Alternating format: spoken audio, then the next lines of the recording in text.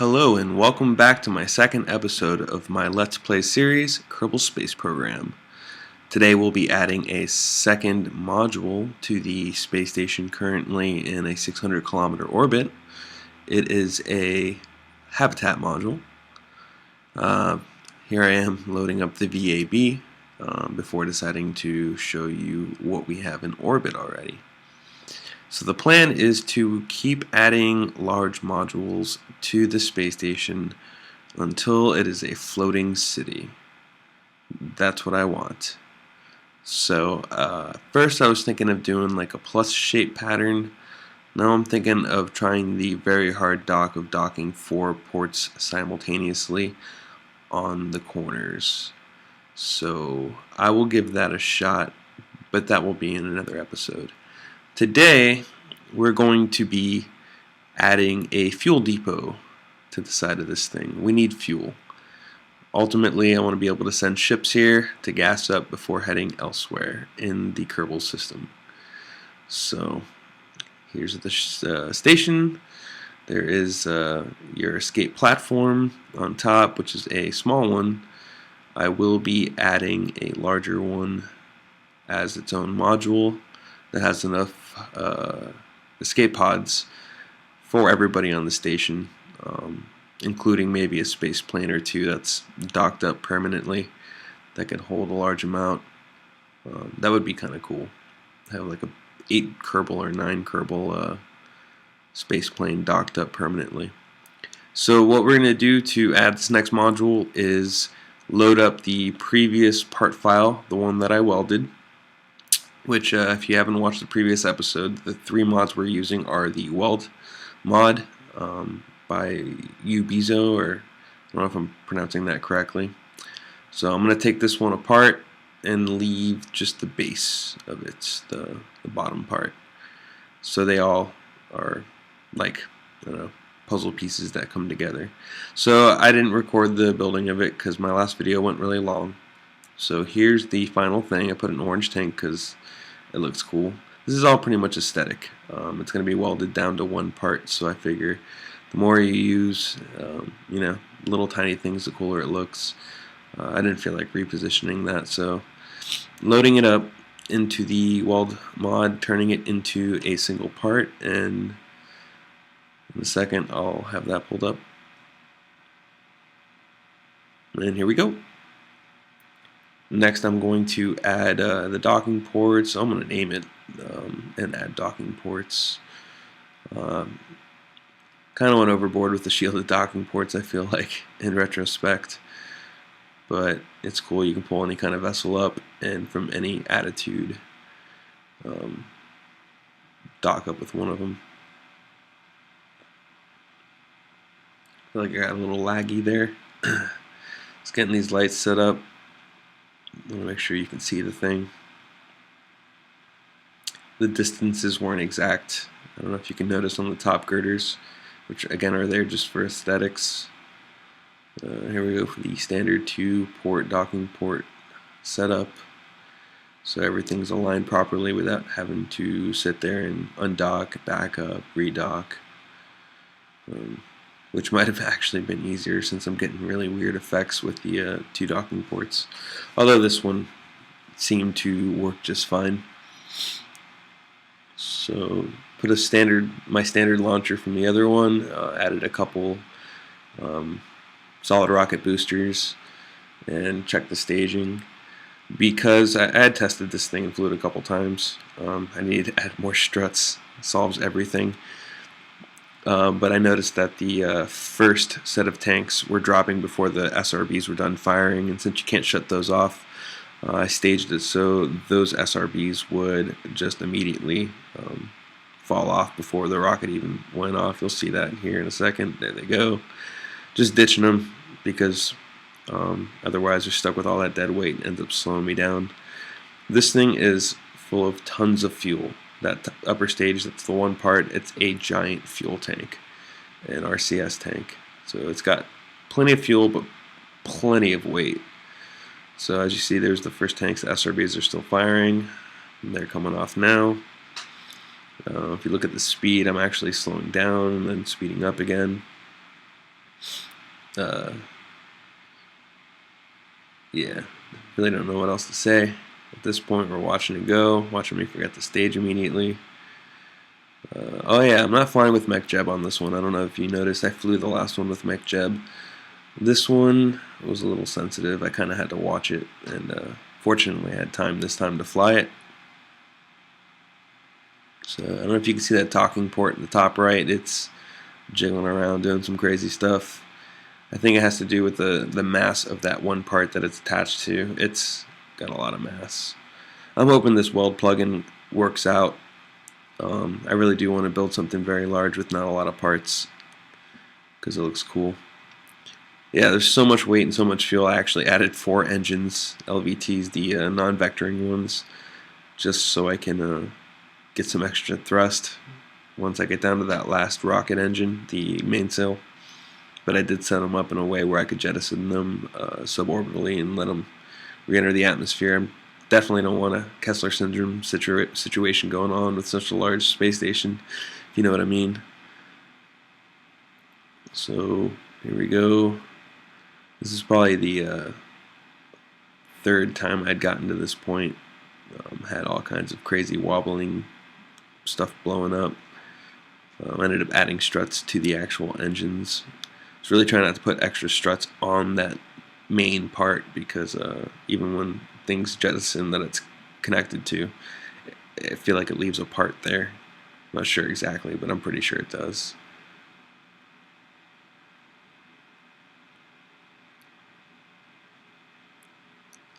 So I'm just going to get myself up to a 100-kilometer orbit, circular orbit, and then figure out when the best time to burn to the space station currently in orbit. You just saw the 4 engines jettisoned suborbitally, orbitally.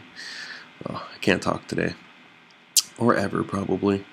Yeah, suborbitally dropped, so they don't stay in space. So add a maneuver node. Again, I could use mechjeb to do all this stuff, and later on I probably will because I'm pretty lazy, but I know I'm new at making these videos and kind of have to show off, not show off, but show my skill, where I'm coming from. I'm lazy just like everyone else, but I can do this stuff. I can actually play the game. But sometimes it's more about the design and implementation of, a concept or an idea, and less about, showing the limits of, playing the game and doing things that, are hard to do. So here's the 2nd time I've recorded this audio. Somehow the audio keeps getting horribly out of sync. I don't know why it's doing that. I feel like the video playback is probably a little bit slower while I'm recording the audio, and then when I play it back with them put together, the video, I don't know, speeds up again. The audio keeps finishing after the video, so, and the further it goes, the worse it goes. This is the part that I mentioned before that you didn't hear, where I had let mechjeb do the execute the node for me. I set it up manually, but let it set it up, and I walked away, and then I came back. But that's why it's just kind of sitting there. Came back, I don't know, in about 5 seconds, and then I started setting up the next node to join up with the habitat module. Made a circular orbit before and did this the same way. So the habitat module is at a circular orbit. I am now in a circular orbit.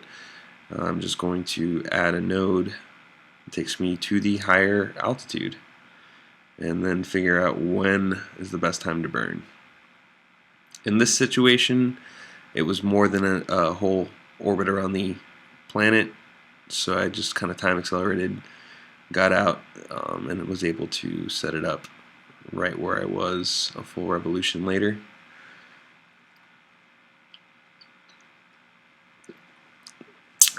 Been doing this a while, decided to grab a beer. One of my last Oktoberfests. I love that beer, and unfortunately it's seasonal. So here I am messing around, trying to get as close as possible. If anyone knows what it's, I probably could just Google it real quick, but I'm not going to. The blue markers on the maneuver nodes. I know the purple triangles are for your plane, and the yellow ones are for prograde, retrograde. Basically burning to increase your velocity and altitude. But the blue ones, light blue ones, can't for the life of me think of their name. Maybe it has to do with eccentricity or something. I don't know. But nice little view of the sun while we're burning up to the higher orbits, higher altitude.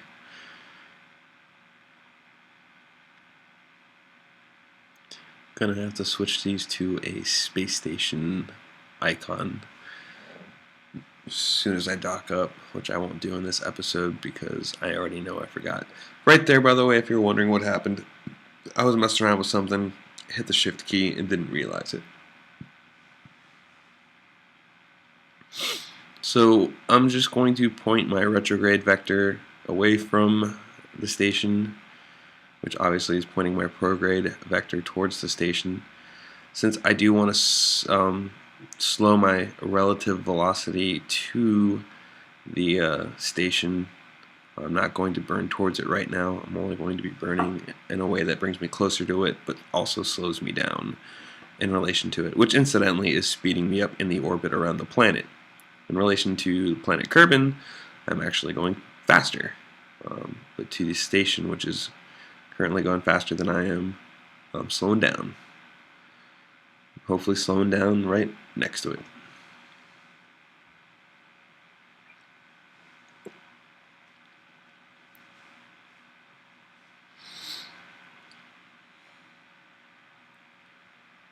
So here I am, like last time, coming at it.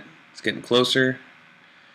I'm gonna adjust a little bit more so I come a little bit closer to it when I get to it. At this point, I will fly right past it if I don't slow down. Question is, do I slow down in time this time? Do I slow down this time? We will see. In time this time? 1.6 kilometers and closing at 57 meters per second. The station is getting very big very quickly. So I decided to slow down, and about 2.3 meters per second. Let's burn towards it a little bit. 1.3, 1.0, and that's good enough, right? No. Get a little closer. There we go. 0.9 meters per second, 0.8 meters per second, but going right at it. So we're going to time accelerate now.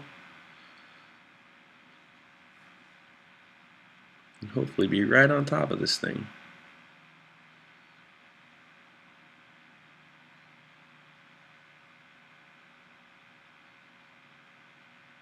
I'm going to adjust again.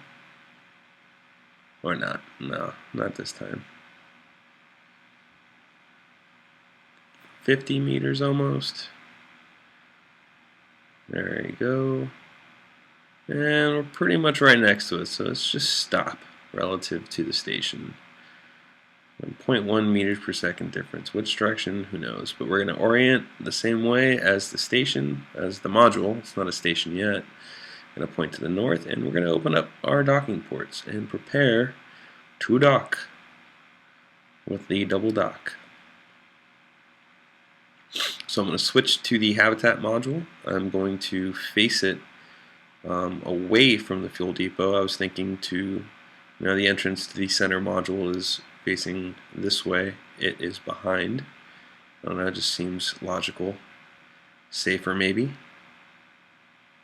Maybe not. So I'm going to open up those docking ports and then come on in. And this is fun. Docking on the dark side, it's really hard to see, especially since you don't have docking cameras or anything.